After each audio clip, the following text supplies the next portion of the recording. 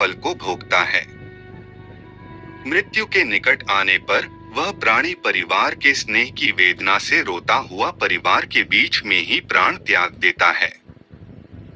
चेतन शरीर जब जड़ के समान हो जाता है, जब मृतक के प्राण कंठ में आकर अटक जाते हैं, उस समय मृतक को दिव्य दृष्टि प्राप्त होती है, जिसके द्वारा वह समस्त संसार को एकमय होकर देखता है और कुछ भी बोलने में असमर्थ हो जाता है। इस कारण समीप में आए यमदूतों के भय से प्राण आदि वायु अपने स्थान से चल देती है। उस समय मृत व्यक्ति का एक क्षण भी कल्प के समान बीतता है। 100 बिच्छुओं के काटने से जो पीड़ा होती है, वैसी ही व्यथा श्वासों के निकलते समय होती है।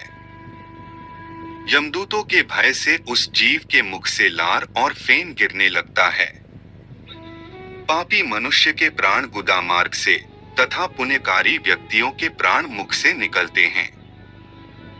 प्राण निकलते समय प्राणियों को यमदूत मिलते हैं, जो क्रोध से लाल नेत्र वाले, भयानक मुख, पास और दंड को लिए, नग्न शरीर, दांतों को पीसते, ऊपर को उठे केश वाले, कौवे के समान काले, टेढ़े मुख वाले, विशाल नखरूपी शस्त्र वाले यमदूत वहां आकर उपस्थित रहते हैं।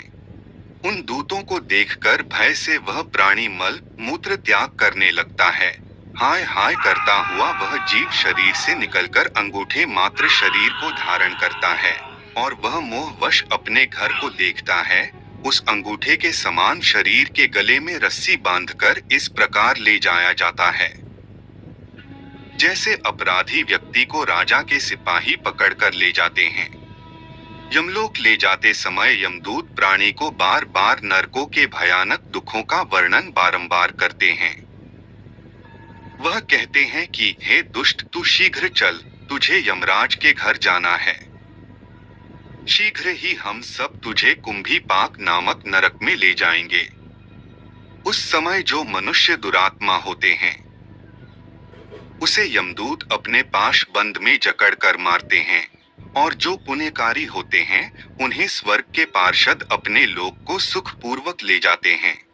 उन यमदूतों के धमकाने से उसका हृदय टूट सा जाता है।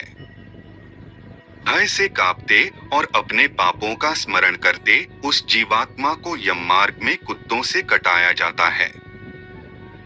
जब वह मार्ग में भूख और प्यास से पीड़ित हो जाता है, तब उसे सूर्य के तेज और वायु के वेग से तप्त बालू रेत में चलाया जाता है। वह छाया और विश्राम रहित मार्ग में चलने से असमर्थ हो जाता है। तब उस जीव को कोड़ों से मारकर यमदूत घसीटते हुए यमलोक ले जाते हैं। ऐसे कठिन मार्ग पर चलने से थककर गिर जाता है, मूर्छा खाता है तथा फिर उठता है। इस प्रकार वह जीव अंधकारमय यमलोक में पहुंचाया जाता है। वे यमदूत उसको घोर नरक की यातना दिखाते हैं।